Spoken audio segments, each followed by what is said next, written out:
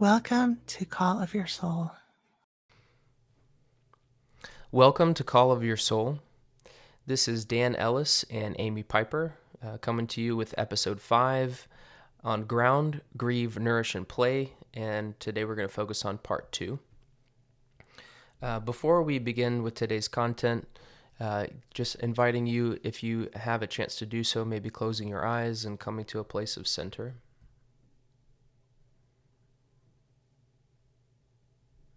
Taking a moment to feel the body, feel what's going on inside your mind.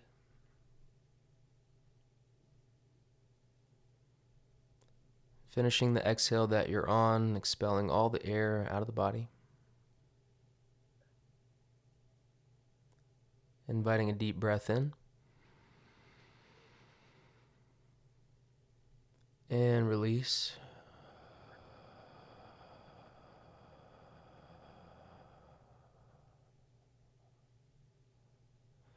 And Amy, what are we focusing on today? Well, today we're continuing with part 2 of Ground, Grieve, Nourish, and Play. And this is how to digest feelings and meet your needs when things get kind of rough in your world. I think that we will start out with you, Dan, and let you focus on nourishment to get us started. Yeah, thanks, Amy. Really beautiful topic in nourishment. And what I find that we have a tendency to do is we focus on what we need, and we already kind of start with all of our wonderful practices and tools and all of the things that we need, both physically, emotionally, spiritually, and we start kind of jamming it into our body and into our cup. And I found that it's oftentimes good to follow sort of an empty first approach. And so there's a story, I'm sure many of you have heard of it before. A student climbs a mountain, and he's in search of a teacher. And so he gets up, to the part of the mountain where the teacher lives. And he asks the teacher if he can be his student and learn from him. And so the teacher goes, "Would you like a glass of water?" The student says, "Sure." So the teacher starts filling up the cup with water. And then the teacher gets to where the cup is full, and then the cup's overflowing, continuing to pour the water into the cup as it's overflowing out to the sides. And then the student's watching, and then kind of bewildered at some point is like, just like, "Hey, what are you doing? Why do you keep pouring water into the cup? It's full." And then the teacher goes, "Exactly. So how can I teach you anything if you're already full with all these ideas and concepts? That's already, sitting inside your head, sitting inside the cup of your vessel." And so I find that that's the best place to start. And also in the same vein of approaching any problem, right? There's always this extra set of extraneous information that we don't need. And so it's a lot easier to solve a problem when we're able to pull out the information that we don't need. And then it's much easier for us to have a focus on what it is that we do need, and then finding our solution and how we're going to approach meeting our needs moving forward. And with the concept of meeting needs, I find that's really the key in finding nourishment, is identifying what my needs are. And especially as we're when we're nourishing, especially coming from the concept of moving through grief, emotions and very strong emotions sometimes can be make us feel a little bit confused and foggy. It's a very physical process. It's a very mental process as we recover and heal through deep emotions. And so having the sense of clarity and discernment about what our needs are is, and in my opinion, a really important first step. And so once we are able to start identifying our needs, then we can be a little bit more strategic, and then kind of step forth in having those needs met in all the various levels of our being, whether that's physical, emotional, mental, or spiritual. And so, I just offer that in our first set, in case you haven't listened to part 1, we did walk through how to process and digest emotions, especially big emotions. And that is part of the process of emptying as well, so that you can have a little bit emptier vessel, and that will allow you to receive some of the things that you need, like nourishment and play. yeah, thank you for adding that, Amy. Um, And I'd like to introduce this, and maybe you can expound upon it in your experience, Amy, the relationship between intuition guiding us identifying the needs for our nourishment. Yeah. Um, so are you asking like how we can determine what our needs might be? Right, and the role that intuition plays in that, because I find that our innate intelligence, directs our consciousness towards, our highest need. Um, and so when we're in touch with our intuition, I think it can be pretty clear, but with what our needs are. And I think that's sort of the key, is to be able to listen more to our intuition than, any other extraneous thoughts or, programming or any ideas that have been, posed to us from the outside. So just wondering if you had anything further to add on the role that intuition plays in us identifying and finding our needs in order to Yeah. nourish. Yeah, I see what you mean. Very good point. And I would even take it a step further to say that, in the sense of an interest of emptying our vessel, if we can allow ourselves to like take note of, well, this is what I think I need. These are the things that come to me, what I believe is important, and acknowledge that, and then let yourself kind of check in with your higher wisdom in whatever way that you might do that, and just ask, so I'd like these needs to be met, and also any others that are important. And you may or may not even know what those are. It might come to you from that higher wisdom or from that intuitive level. But also, sometimes we can get those needs met simply by asking for them to be met. And we might find that we recognize what they are after they start being met, not always beforehand. And in that interest, one of the things that I really like to do, it brings us out of our mental body into a more receptive mode, because we have to be receptive in order to get our needs met, in order to receive, right? We have to be in a receptive state. So one way to do that is just to, you can ask for your needs to be met. Let's see, I think I need courage and compassion and, whatever your list is. And then, but whatever else I need, I would like to come into me. And then imagine the sun on your skin. There's a sensation that goes along with that. And it's as if, oh, the sun is the divine light bringing me whatever qualities, whatever my needs are, bringing me the qualities to meet those needs. Or you can imagine being a vessel, an empty vessel, as Dan said, in the rain, and letting yourself be filled with the divine waters, that bring all the qualities that you need. You can be a sponge in the ocean, whatever one of these kinds of images helps you, because none of these are actively doing anything. They're simply receiving by their nature. The sponge doesn't have to try to receive, it just soaks up the ocean. The bowl just receives the rain, and once it's full of rain, it continues to overflow with that, and it continues to be filled and even overflowing. When the sun is on my skin, I'm not doing anything. My skin is just taking in the sun and the feeling of warmth, or even a heater on a cold day, or in front of a fireplace on a cold day, and just receiving that warmth and nourishment. That's the divine warmth that is bringing the qualities that will fill your needs. So I would take it even past the intuition into becoming a receptive vessel that is just receiving directly from the higher consciousness. It's a really good point.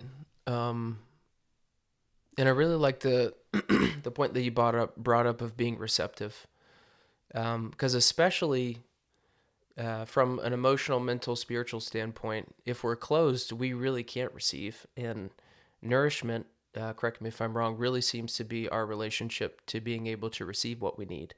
So Yeah. that's sort of like a fundamental aspect of being able to be nourished, is to be open to receive. Yeah, and I think in our culture, we might have been kind of trained to be a little more active than receptive. Mm. Like even with our thoughts, it's like instead of my thoughts, like let me empty my mind and put my antenna out toward tune in. to what I want to receive. I'm actually trying to figure it out. I'm trying to think it through. I'm trying to grasp the resolution or the solutions. And, that's a fantastic tool, but being receptive is extremely important. And as you said, especially in nourishment, how can we receive nourishment if we're not in a receptive state? Yeah, exactly. So there's tons of information out there, and it's not our place to dig in too much to physical nourishment. But let's go ahead and segue into emotional nourishment, which is a topic that is can be a little bit more tricky and can be a little bit more personal. Depending upon the person's constitution, needs, where they are in their journey. So I wondered, Amy, if you wanted to start with some of the techniques and tools that you use for emotional nourishment. Yeah, I find that both myself, my friends and colleagues, and my clients, really most of us enjoy nature time. That might be a walk in nature, it might be sitting under a tree, or as I was saying, just sitting in the sun. Um, you know, barefoot, being barefoot in the grass or barefoot in the sand, barefoot walking in the ocean. I mean, these things they bring sensation and they help us to really connect with the rhythm of Earth. And when we're receptive, then we can align with the rhythms of Earth and we can receive the vibration, the nourishment that she has to offer. And also other feel good activities, anything that you enjoy, a warm, salty bath, snuggling with a pet, watching a lighthearted or heartwarming movie, or reading a similar kind of book, or a sport you enjoy. My favorite is the WNBA. I can always watch women's basketball, and it just seems to affect me in a really positive way. It's a sport that I've always liked playing, and it has a positive impact on my state of being. So those are the things that come up right off the bat.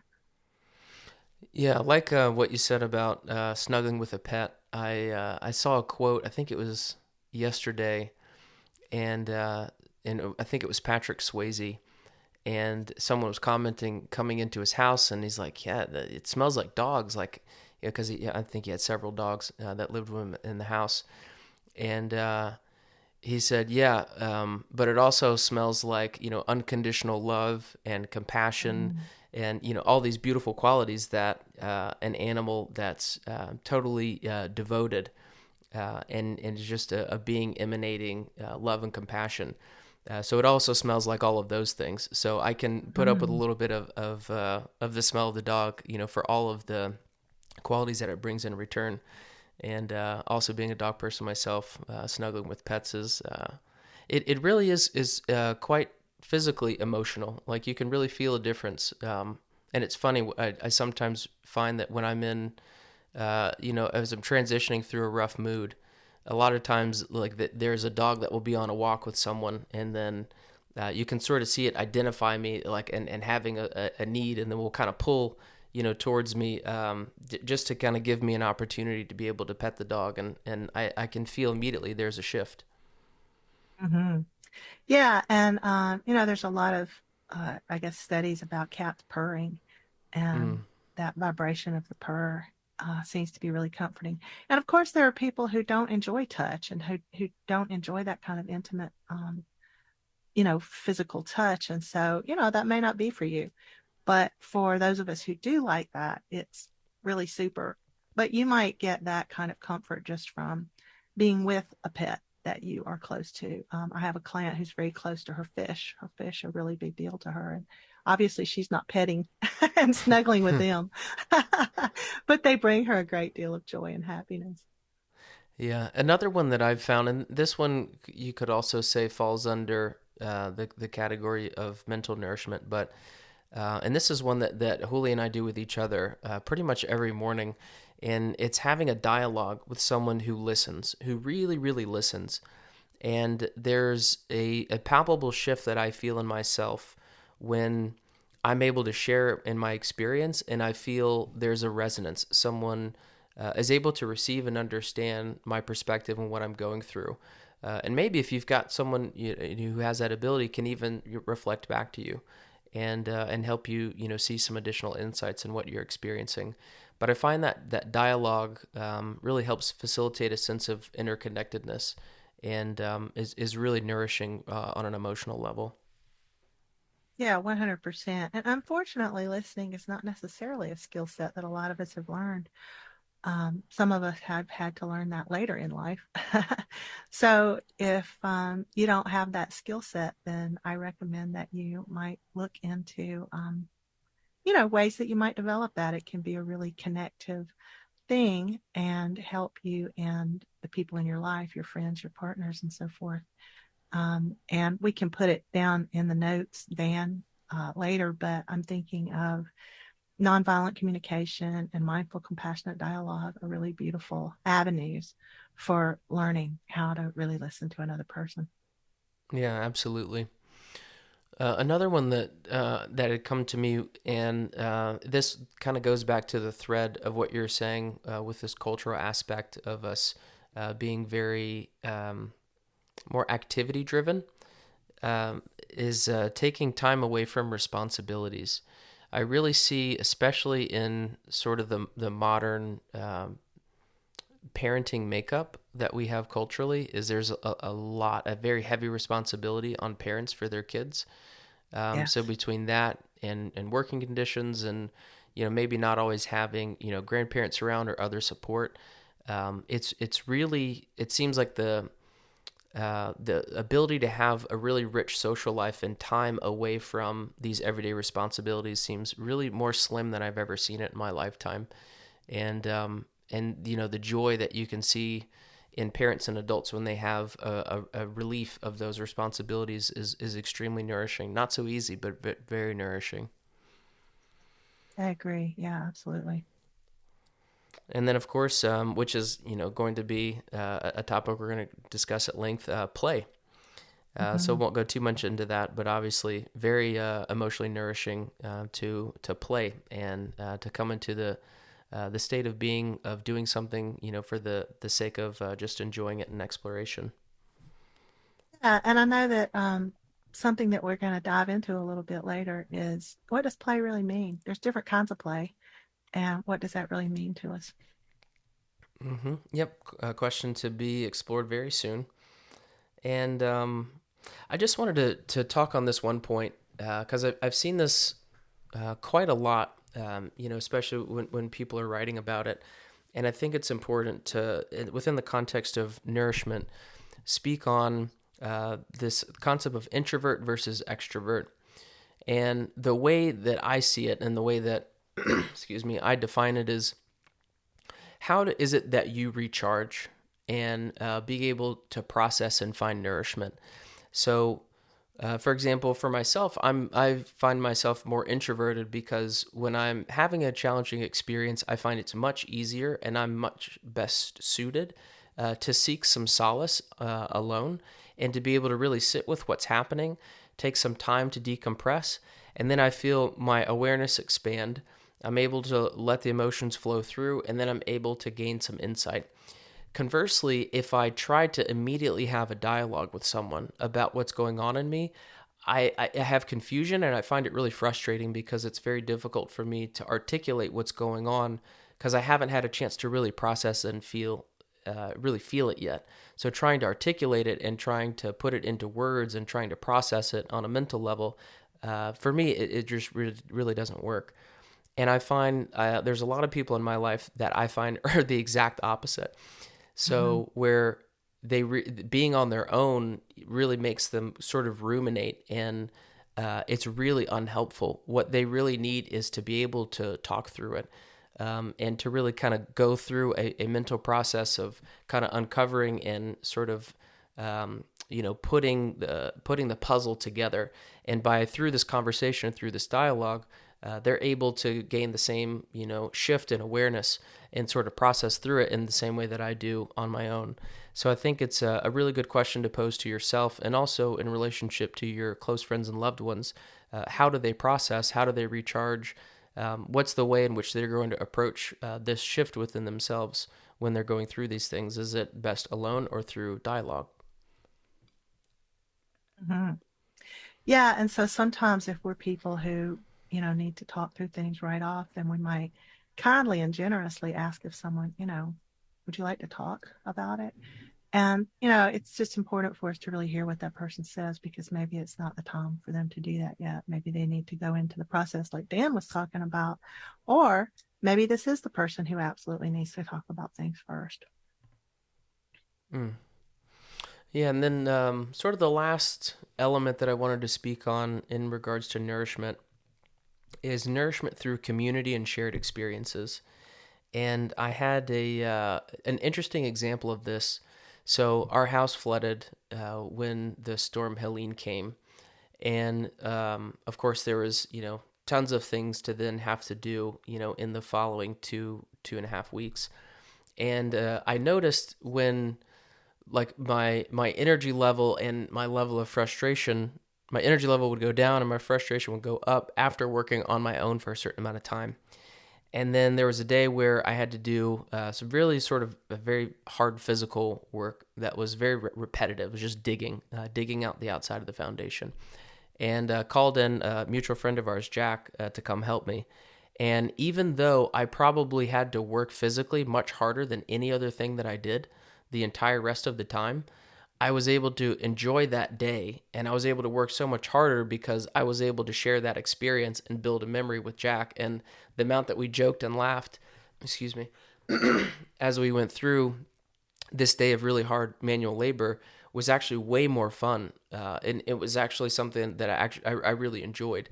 And so it's interesting how your perspective can shift when you're in the context of a shared experience sometimes versus going something alone. Absolutely. And also in terms of community, like some other things that are helpful for people can be ceremony. And ceremony means different things to different people. For some people, it might be ceremonies of, when you go to church, there's certain things that happen, ceremonial things. And for some people, it might be a sound bath or just other kinds of rituals. You get together. I have friends that I get together with, pretty much monthly. We just do some kind of meaningful something like sometimes we do a little art project around something that has, something expressive.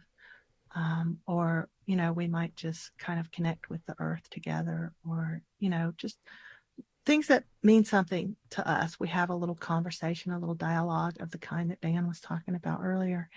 And those can be really super important too.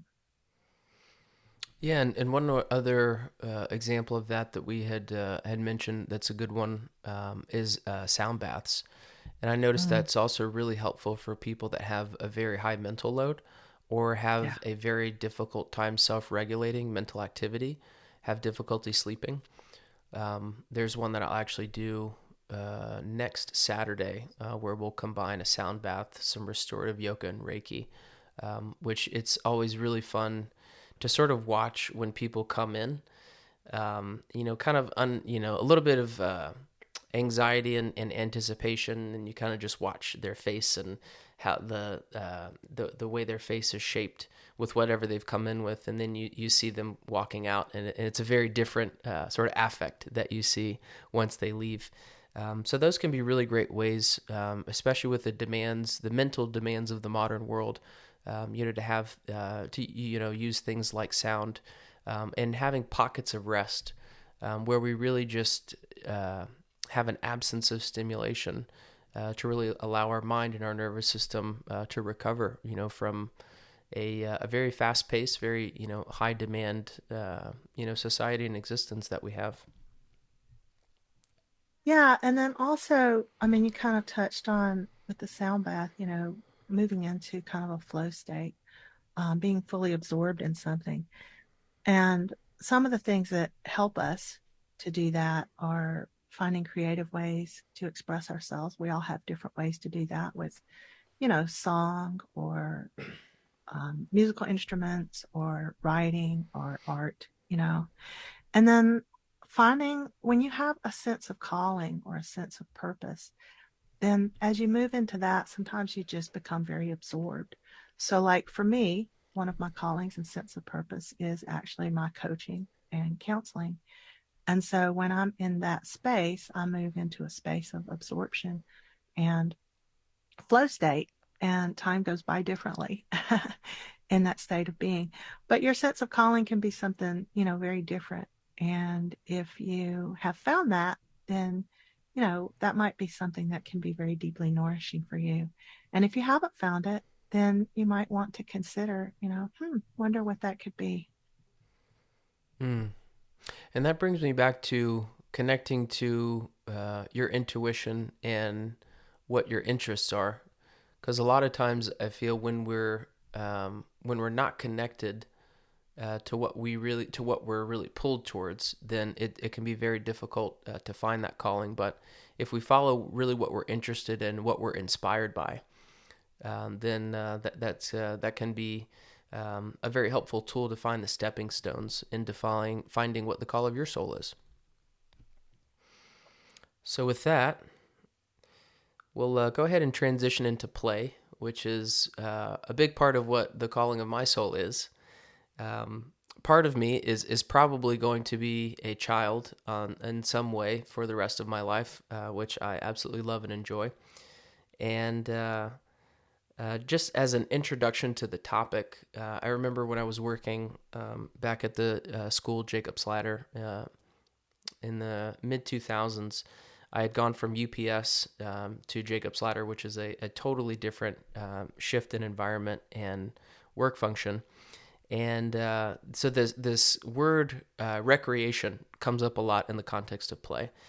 And I remember I had a teacher of ours who was teaching the teachers, and he was describing how the word recreation is the combination of to do again, re, and create.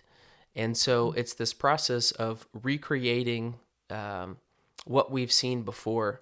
And every time we recreate, we have an opportunity to have an additional perspective, an additional experience.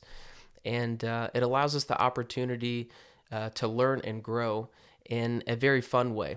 And like Amy was saying before, receptivity is such a fundamental part of nourishment. And it's also such a fundamental part of play.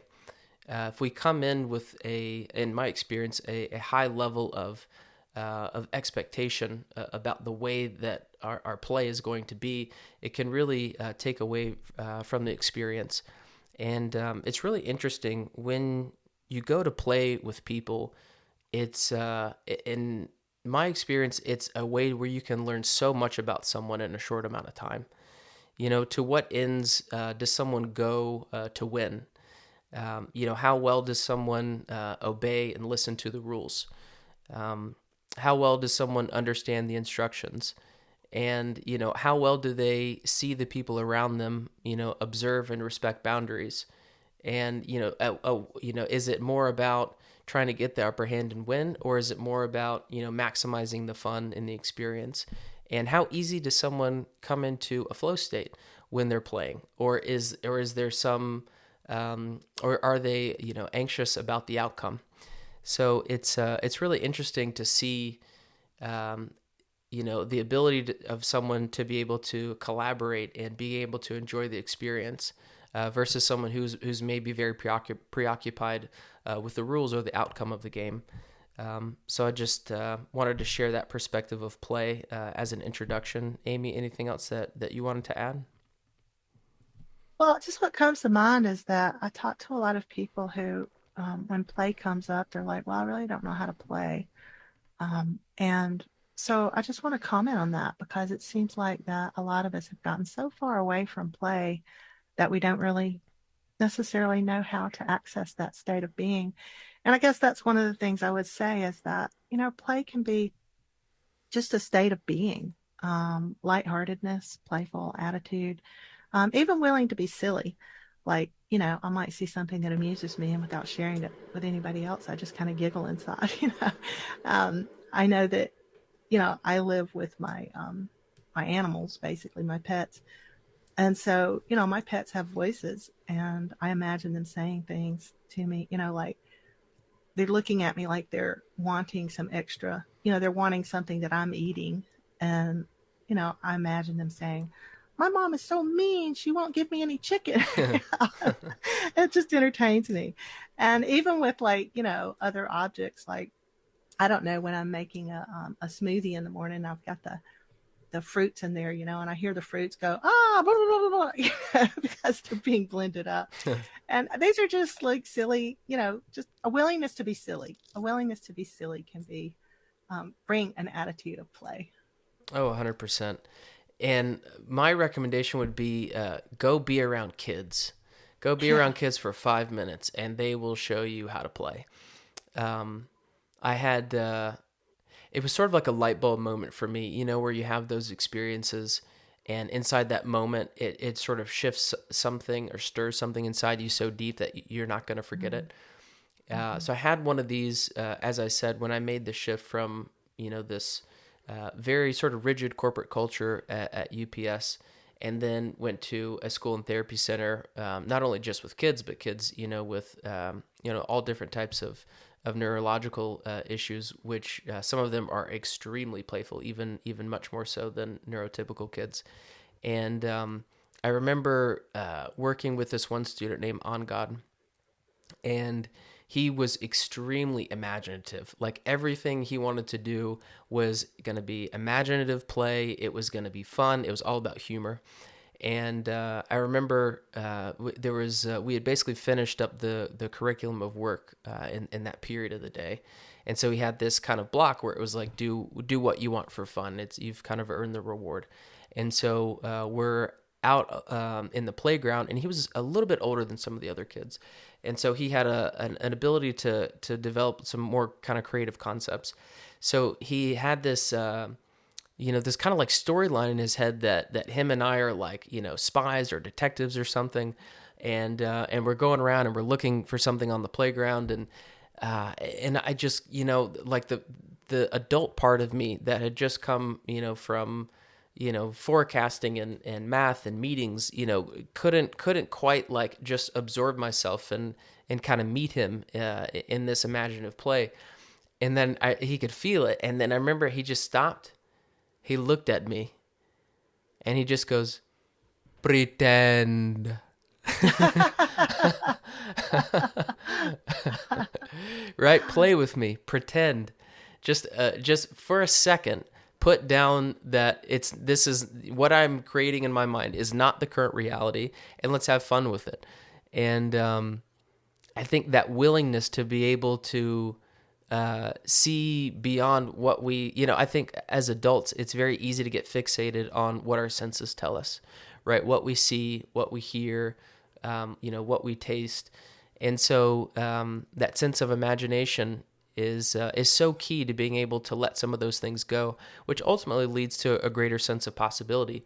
I think a lot of modern inventions, especially in the last 150 years, would have never happened if those who are working on those inventions didn't have imagination. And it makes me think of the scene in the Peter Pan movie with Robin Williams, where he's a lawyer and he's thrust into the world of Neverland, and he's sitting at the table with all the kids, and they haven't, it's an imaginary meal. There's nothing on the table. And then, they're all pretending to eat with empty bowls and empty spoons. And then he's looking at him. He's like, they're like, eat. He's like, there's nothing here to eat.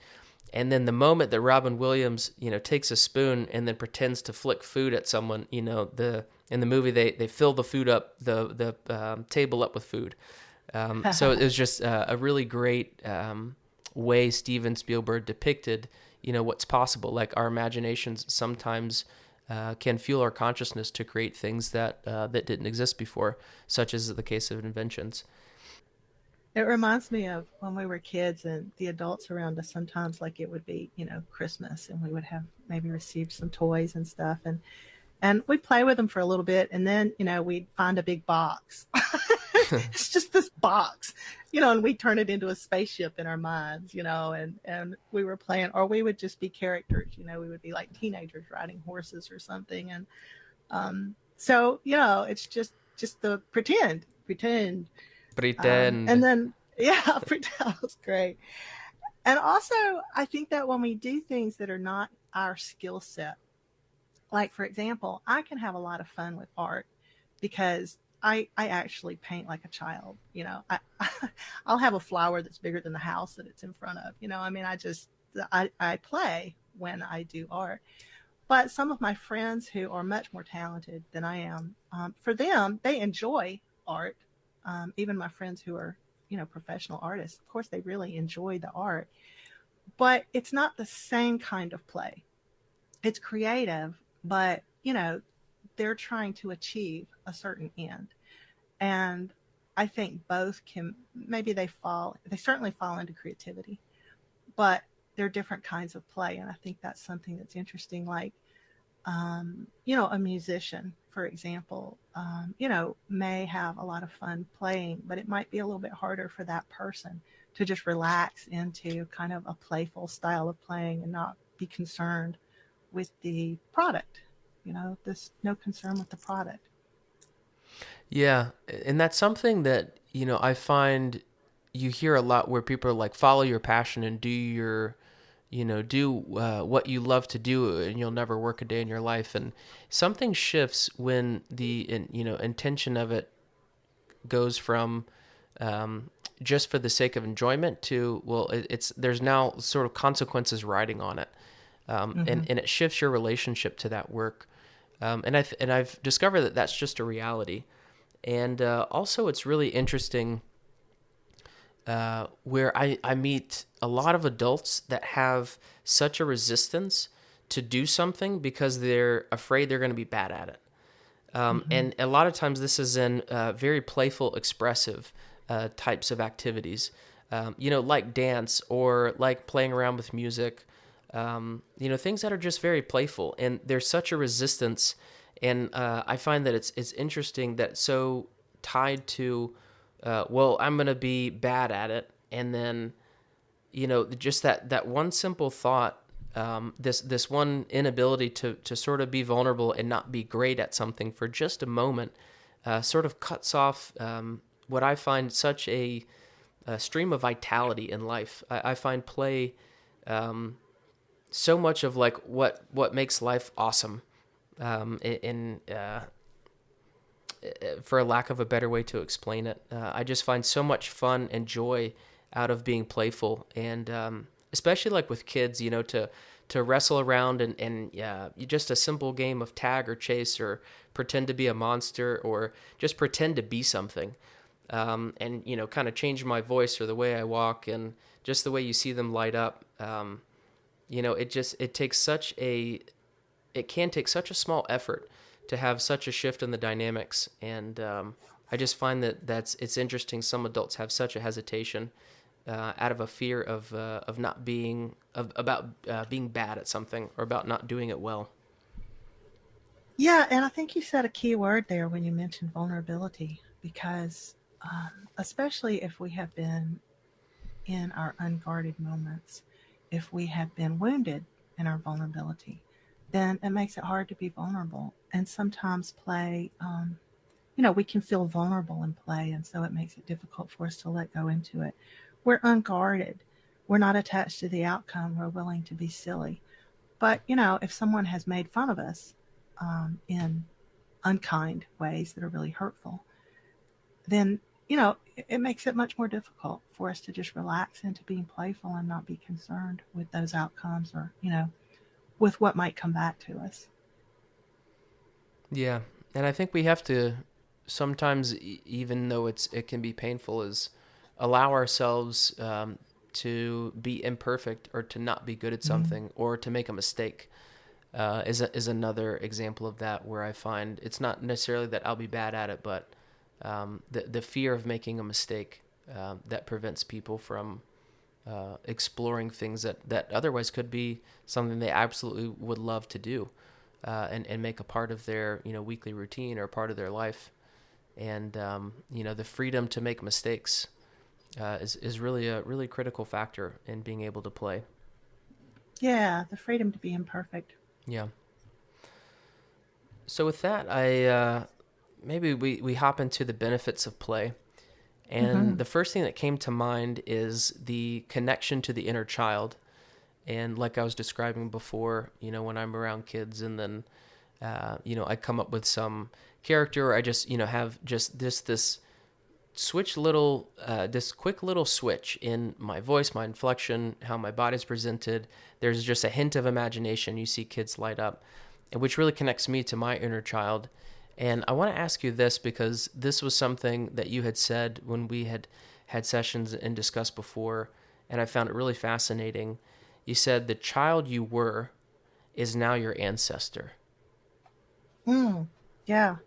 Well, it's interesting because I read that in your notes earlier and I thought, oh, I've never heard anybody say that but me. Oh, you got it from me. So that's entertaining. Yeah, I do think that's true. The child that we were is our ancestor. I mean, we are standing on the shoulders of the children that we were. And remember that when children have been wounded, it's harder for them to be vulnerable. It's harder for them to be unguarded and to just kind of let go and be playful. It's harder to let your nervous system move into that state that is relaxed, the puppy pile state, like you're in a Mm. puppy pile. And that's the creative and playful state of being, is, letting your nervous system move into that state, out of the guarded, um, frightened, fight, flight, frozen, those kinds of states of being. I mean, it's how can we play when, we're anxious about, being harmed? How can we play when our whole system is shut down because, we're so afraid of being harmed and feel like we have no power to do anything about it. So I think that's really important, to think about the child that you were. Some children never really had an opportunity to play. So it's going to be kind of remedials, right, as an adult to go back and learn how to play and learn what gets in your way. Yeah, no, absolutely. And it's been interesting. There's been a few trainings, a few events where it's kind of come up intuitively to connect to and do a little bit of work around the inner child. And whenever I have sort of led people into this work, that almost always has been the most impactful element of Mm. that day's work. And it always tends to be the most emotional and bring forth the most insights. So there seems to be something there, in general, but also in the context of play. It seems like perhaps some of these inhibitions, for us to be able to play, some of those answers may lie in the relationship to the inner child.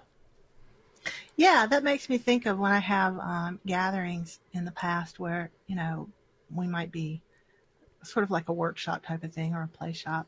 And one of the things that I like to do is to have some, maybe, pictures and things like that and a piece of construction paper and ask people to make nameplates, so your nameplate should include something that, you love about yourself.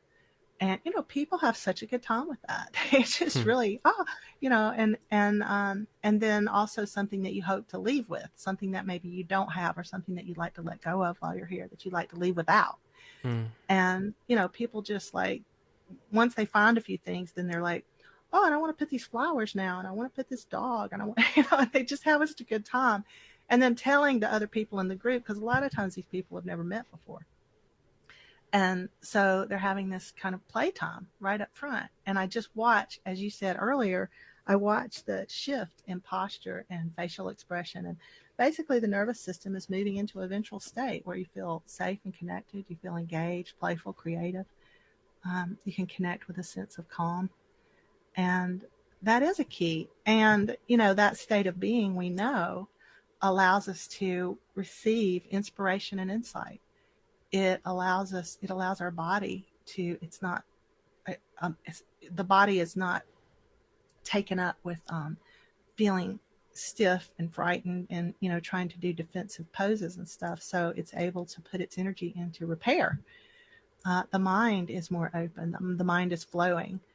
And so this ventral state, it's a state of the nervous system that we call ventral. I mean, that's the playful state, and that's where we're actually smartest. We're wisest, and we actually tend to be healthier in that state of being. Yeah, 100%. I find that some of the best ideas or my ability to solve problems has been right after playing some sort of sport or playing with kids, what have you, in whatever the scenario is, some of my best ideas and solutions or creative ideas have come right after that experience. Yeah, and that kind of brings me around to we talked about, you know, what is play not, or different kinds of play. So like we talked about people who are musicians perhaps or artists, and so how there's a shift. I don't want to say that it's not play, but it certainly has a different quality to it.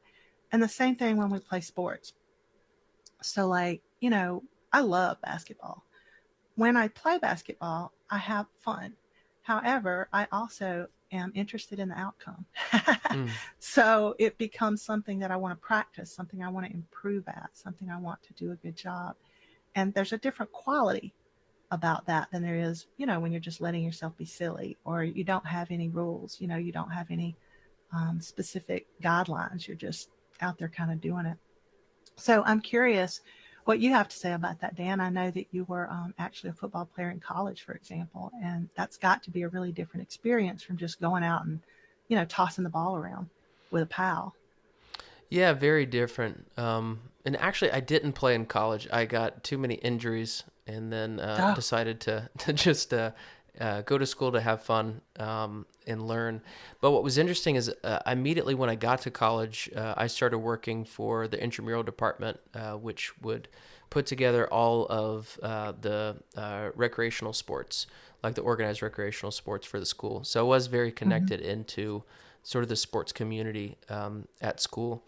But it's interesting, and I'll sort of break it up into three, three different iterations. And I'll actually use basketball as the example because I have more because obviously as a in my mid 30s and having as many injuries, football's obviously long ago in my past. But so there's basketball where I'll just go to the court closest to the house. It's on the grounds of an elementary school, and I'll just shoot by myself. So the only sole object for me to go out there is to practice my shot a little bit, just to have a little bit of a physical expression to offload some stress, and just get my mind to quiet down. When you play with a ball, you can kind of get into this flow state where you feel the momentum of the Mm-hmm. ball, and so all of your movements, once you get really skilled, all of the movements of the body and the ball kind of work together, and you feed off that continual momentum. And Mm-hmm. so it really helps me get into that flow state. But the reward of just playing by myself is smaller, because I'm not part of a team. I'm not part of a community in that moment, and so there's not like that shared experience aspect, which brings me more elation, like when you form a team. So then there's the pickup basketball games where I'll go a little further down. And then this will be, where guys just show up. We just form teams on our own and then play each other, which is a lot of fun. So there's that element of competition. There's an added incentive to win, but it's all about pride. There's no real tangible consequence for being the winner, other than some bragging rights, if you will. And so it has a different layer of reward insofar as you have the feeling of I won, and now you've also built some friendships, and you have a shared experience of what it was like to share and be a part of a team, and with certain players where you're communicating without even looking at each other, communicating without speaking, in terms of the sport and how you see the court, how you see spacing, how you're moving the ball in order to create opportunities for each other, which is a really rewarding experience. And that's one of my favorite ones. And then there's like the organized sport, where there's money involved, there's referees involved, where it's scheduled, and then potentially if you get to that certain level, then there's money involved, and that's where it can be the most rewarding for some people. And it's interesting because I see this in the difference, and now it's changing in college sports because you have what's called NIL, name, image, and likeness. So now players are able to get paid not directly from the universities, but they're basically able to have marketing and advertising deals from companies. So there's a financial Mm-hmm. element involved in the last 2 years. But I always prefer watching college athletics over professional because there's still this sort of purity with the college sport because up until the last 2 years, there's no money involved. So they're playing solely for the pride and the passion, and that's what I'm most interested in. You can see it in the players in their faces. It's all about passion and wanting to win. And then once you get to the professional level, it becomes much more about one's own contract, one's own earnings, and you may be on one team in the first part of the season. You may get traded mid-season, so there's not that sense of loyalty to the team. But that's where potentially, in this third element where there's more consequences and reward, it can be even more rewarding because of what you've gone through with this group of people. And to form a team and to be able to achieve something and potentially achieve something miraculous. But it also, on the flip side, can be extremely disappointing. And I was on the flip side of that. My very last year of high school, we were 0-5 when the ACL in my right knee torn, and that was the end of my season. So Wow. it was, it can, you can put so much into something and then feel like, you don't get a whole lot back. Of course, that doesn't take away from the bonds and the friendships and the camaraderie that you go through. And that's a huge part, I think, of why we have team sports in general. But in those sort of three avenues and ways of approaching, and just going on your own for the sake of just polishing your skills or just for some fun, doing it sort of recreationally, and where there's a little bit greater reward, but there's not a whole lot of input. Everyone just kind of shows up. There's no practices, and then you have like your highly organized sport.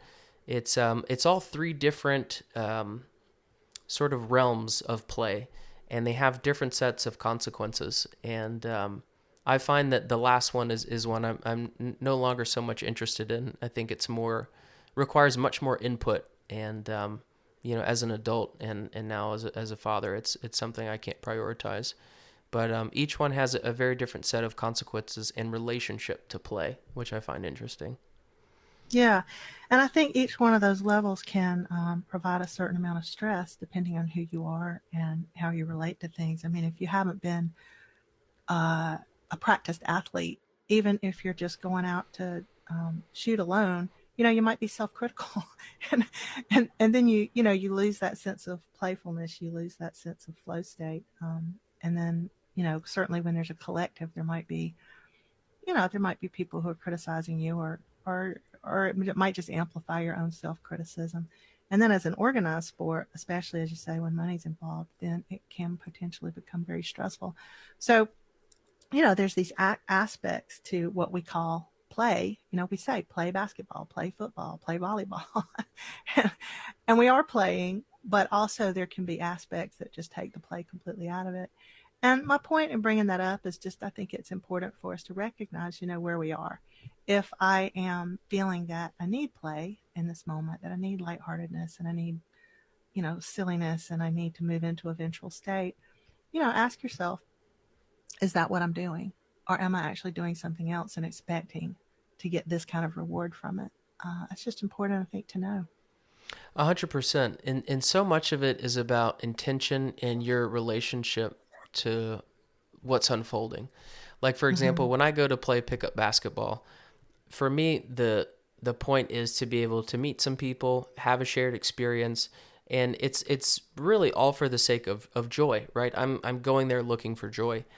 And so there's a lot of times because it is unstructured without referees and you're sort of self-governing, the rules of the game, it gets quite contentious and, there can be some very heated arguments. Yeah. And that's the point where I literally just smile. I just take a step back. I let, the conflict unfold. And then once it settles, we get back to playing because I'm not interested. It's just the consequence of winning or not. just doesn't have a whole lot of bearing on how I'm going to feel, leaving the court. And so it's interesting to see that. But you're right. So much of it is, why are you there in the first place, and what's your relationship to the outcome? And I find that has such an integral piece in how you experience play, right? And like I was saying before, where you learn so much about people when they play, right? Is what is their intent and motive? Is it more about, how narrow is their focus? Is their focus so narrow that they'll sort of cheat and hurt someone else and do anything to win? And that tells you a lot about that Mm. person. Or is it, there's a perspective, there's a lightness, there's, the ability to kind of step back and realize, yeah, we're fighting over nothing, because all of us are going to leave here with what we came with, right? There's no trophy, there's no pot of gold, there's no handful of cash that anybody's going to leave here with, regardless if you win or lose. It's all for fun. And so it's really interesting to observe that in others and for yourself, in these things, these activities you're getting involved in. What is your relationship to what the outcome is, and what's your relationship to your intention of why you're going there? And maybe that's something to get clear on before you even go into these activities, so that you know for yourself why you're there. Yeah. I mean, if I'm doing something, if I'm thinking, wow, I really need some downtime, some lightheartedness and some play. And then I go out on the basketball court and, it's like essential to me that I win. And, then I might not be actually getting what I was looking for. Maybe I am, maybe I'm blowing off some steam, but just to be aware. And then that also brings up for me, you had mentioned before, Dan, the idea, our kind of cultural idea that adults work and kids play. Mm. And adults often end up watching other people play, like on TV, or either watching kids play. And, sometimes as adults, we have been taught, or we have come to believe, that we're too old to play, or that playing is an immature thing to do. And I think that that's also something that is valuable for us to pay attention to. You know, where do we stand ourselves in that? Is it going to be helpful for us to maybe peel back a few of those layers? Yeah, that's such an important piece. And I don't know if I've said this to you before, but we look at all these data points in the state of what's happening within a country. Mm. And you can look at mental health statistics, or violent crime statistics, or happiness index, and all these types of things. And I'm sort of under this impression, until I really am either shown or feel otherwise, that if adults had more time to play and just enjoy themselves, you would see all those statistics improve. Mm-hmm. And that is something, especially now in the U.S., I feel like has really deteriorated. The social life and the culture around play for adults has really gotten worse. What I see the culture is for adults now is, like you said, it's at best it's going to be watching other people play, right? When you see adults you get together socially, it's like, okay, you're going to watch the Super Bowl, you're going to watch the Olympics. There's not a whole lot of, it's a passive role. You don't see a lot of adults getting together and actively doing something fun. And yes, there's a lot of adults that aren't able, physically to get all together and play soccer. But like you said, there's so many versions of play out there. It could be something, like getting together and sitting at a card table and playing cards, or playing dominoes, what have you, which is something I still see my grandmother do. And it's a way that she stays sharp, and it's a way that she has fun and enjoys the time, with her peers. And I just, it's now, when you want to get together with adults, it's like you have to plan so far in advance. And a lot of times, you get together and it ends up just being like a complaining session about everything that's kind of going wrong, Mm-hmm. which can be helpful, right? It's that's also the part about nourishing in being heard and felt and understood.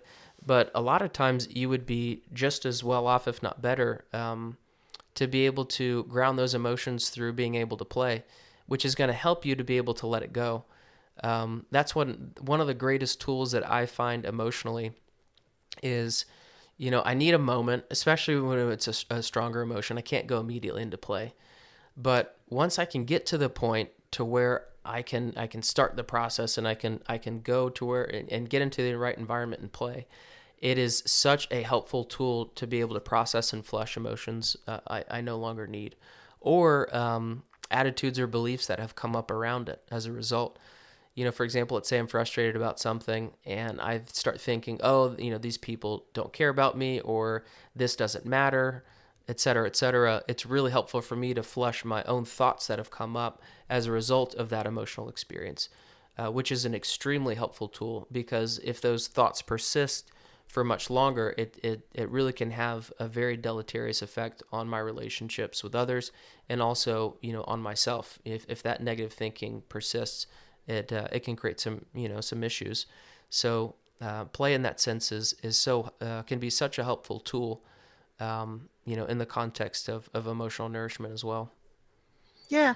I also just want to touch on how sometimes watching sports together with other people, or maybe even on your own, but it can be a form of play in itself if you're, under certain circumstances, certain situations, like I know that when myself and a couple of my friends are watching, women's basketball, and, I'm like jumping around. I'm like, God, look at that play. I can't believe she did that. That's incredible. I'm so amazed, and then we're slapping hands, and, I mean, then it can be playful because it's an attitude of playfulness. And, you know, and we can watch sports in a really different way. So Oh, 100% agreed. again, it's like it has to do with how we go about doing it. And again, you can watch sports however you want to, and maybe you enjoy it.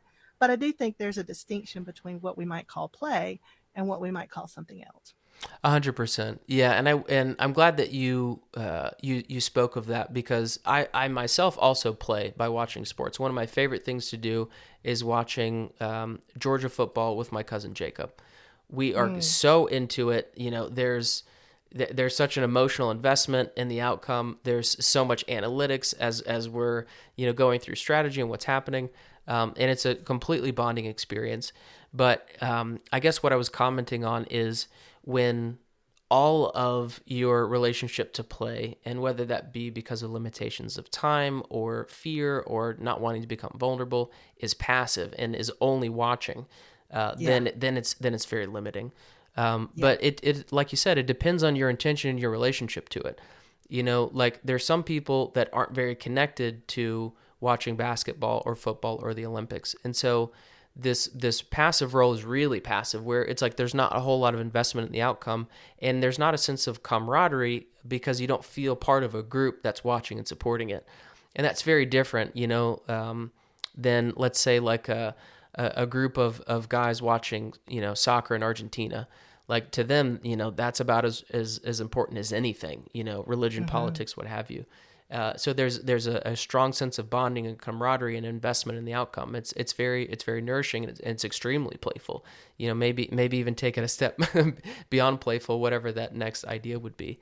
But like you said, it's about how you process it. What's your relationship to it, and what's your investment into that activity. And I think to kind of review the things we've been talking about, you have written down conditions for play. And I think we've touched on these. We have to feel safe. We have to be open to learn and experiment and make mistakes.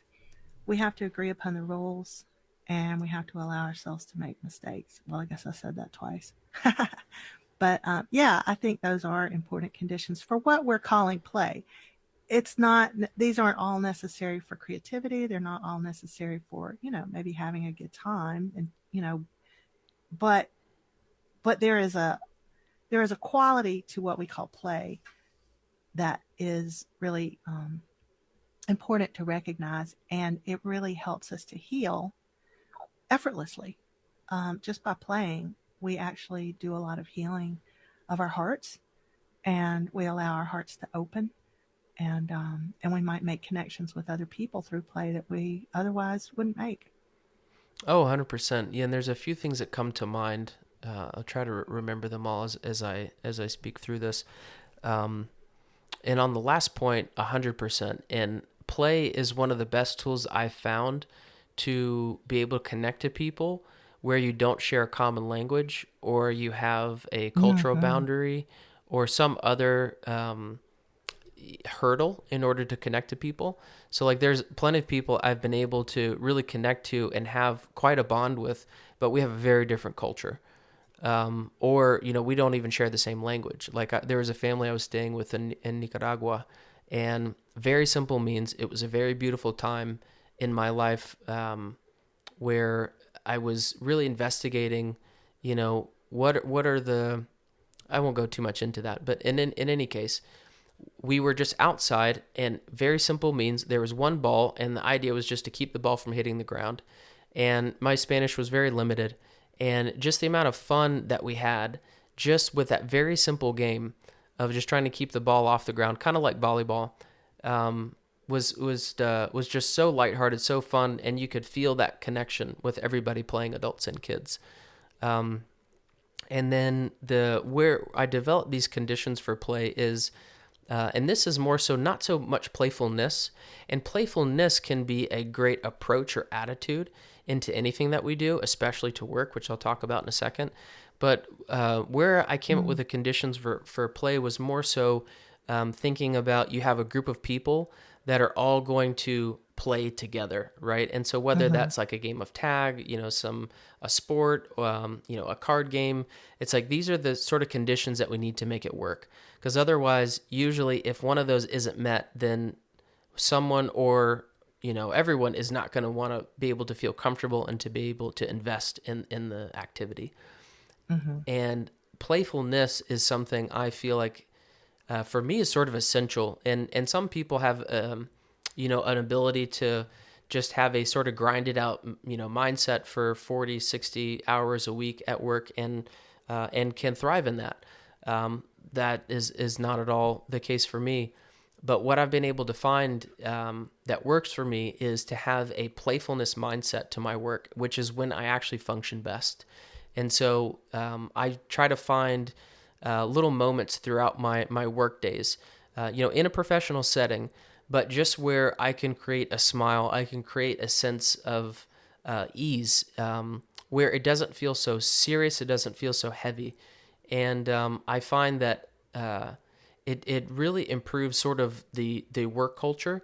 It feels more lighthearted, and I think, for people that tend to process things, um, I guess a better way to say it is, for people that tend to put too much pressure on themselves and to tend Yeah. to be more have more anxiety. That's a really wonderful approach, because it helps bring that anxiety down so they can really be at their best and function well. And it may be that may not be so great for people who really need motivation and who are procrastinators. They really more so need to be sort of pushed, and that sense of playfulness may be sort of counterproductive, for what their attitude needs.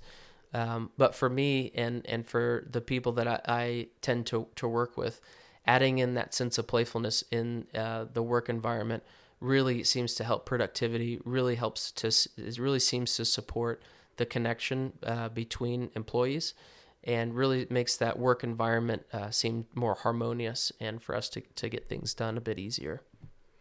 Yeah. And then I think that, to kind of bring it back around to where we started with the ground, grieve, nourish, and play, I mean, this is just kind of it's what I have learned helps us to move through harder emotions like grief, or maybe some other kinds of emotions that are difficult for us to handle. So it's like, we want to get grounded in ourselves, grounded in our bodies, into the earth, and and then, you know, utilize the ways that we know or can learn to allow emotion to digest, which brings us the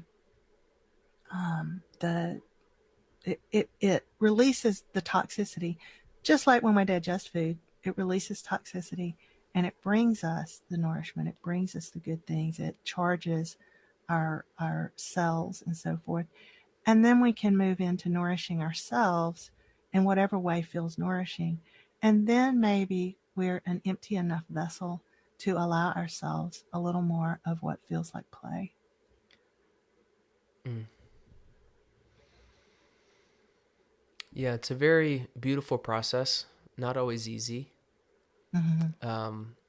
But going back to the concept of being able to discern what we need to nourish, like you said, I think there's an important process of emptying um, those thoughts, beliefs, extraneous information that we don't need, so that we can not only be receptive to what it is that we need to nourish, but so that we can be open enough, we can be vulnerable enough to be able to play. And then once we sort of step through that door, it's like we really get quite a powerful feedback loop, um, where now that you feel, once you've been able to drop enough of what you don't need to feel some nourishment, and then to play, and then flush out more unneeded stress, and more residual effects of some of the emotions, then you really feel like in a much better place to connect back to your intuition, connect back into yourself, and then further identify what you need in order to ground, in order to grieve, process emotions, nourish, and continue playing, and finding what connects you to that sense of joy, excitement, and inspiration. Yeah, and I think it's important just to, comment that if you've been through some tough things, if you've been through some losses or some hard times, then, or, don't, there's no need to feel badly if you're not really able to access play, because sometimes it takes a minute. It takes a little bit for you to get to that place. You can walk through this process and invite play, and maybe play becomes at first something that is somewhat passive, being willing to just watch a lighthearted movie, um, being able to watch a heartwarming movie, something like that. It's a very low level of play. That may be all that's available. And maybe even that's not available at first. Sometimes we can't focus when we've been through traumatic events. And then remember, if you have walked through a lot of woundedness in your life that hasn't yet been processed, that hasn't yet been healed, then it can become very difficult for you to play, maybe even to nourish. And so, in that case, then perhaps going back to our first podcast about ground and grieve, but also to get help, because getting someone um, who's skilled at holding a sacred space where it's safe for you, where you feel secure enough to walk through some emotions that are big, that's a really important, that's an important piece.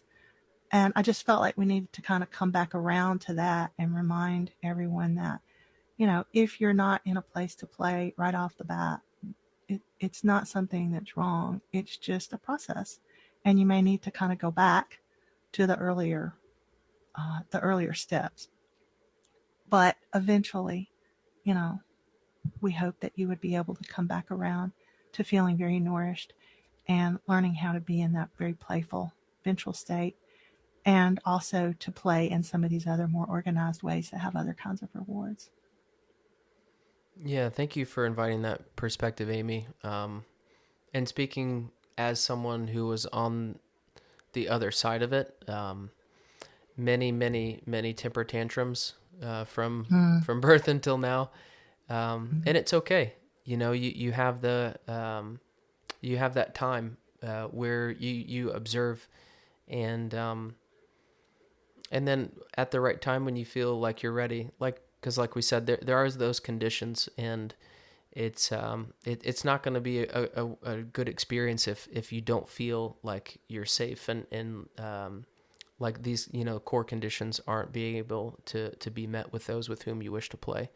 So it's good to be sort of self-aware in your process, and engage in what feels comfortable, what feels right, and knowing that whatever you're experiencing or whatever you feel capable of right now is not what's going to be forever. And like Amy said, it's a journey, it's a process, and it's a beautiful one. Yeah. And, like when we try to force ourselves, or, when we put a forcing current on it, well, I must play. I mean, we've shifted our nervous system. We've shifted ourselves into a different state of being already. that's not playful. So it might be my intention to be more playful or to be, more receptive of nourishment. But when I'm using a forcing current like that, I'm not. I'm moving into a state of being that really is not conducive for either nourishment or play. And so just remember that you don't have to force it. You don't need to, and just let it unfold in its own way and its own pace. Yeah, really good insight there. Great. So, everyone, we thank you for tuning in. Hope that you've been able to take away some insights in regards to ground, grieve, nourish, and play. Like we said, this is our second part, so we are now complete with this concept and title. And if you're in a place to do so, I invite you to close the eyes, come into a place of center, and just allowing a moment just for integration and just allowing this information to seep into your being on the various levels.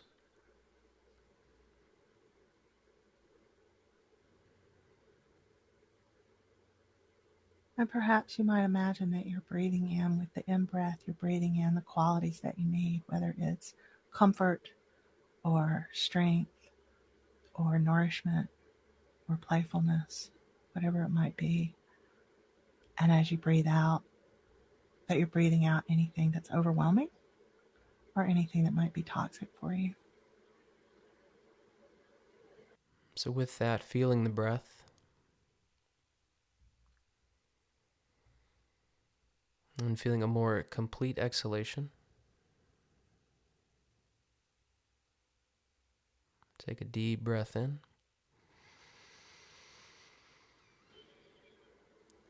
And release.